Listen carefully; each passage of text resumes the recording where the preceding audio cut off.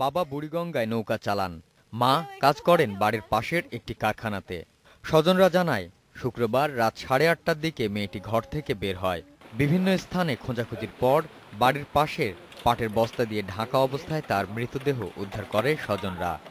আইসার পর দেখি মানে বস্তা দিয়ে ঢাকা, পরে আমার মা আর আমি আইসি ধরে আমার মা বস্তা উঠাইছে, আর দেখি অবস্থা মুখে এই ভইরা চেয়ে দিছে আর গলায় আমার বোনে দেখি পড়ে রয়েছে।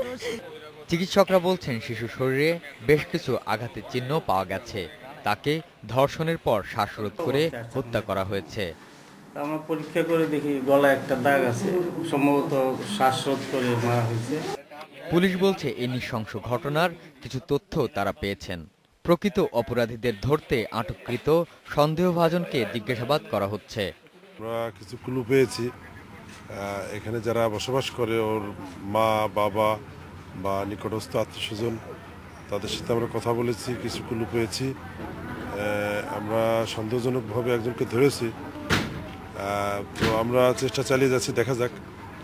আর কালকে দিনের বেলা হয়তো পোস্টমর্টম হবে এবং দিন আসলে আরও সাক্ষ্য প্রমাণ পাওয়া যাবে। Ariful Islam, independent news, Dhaka.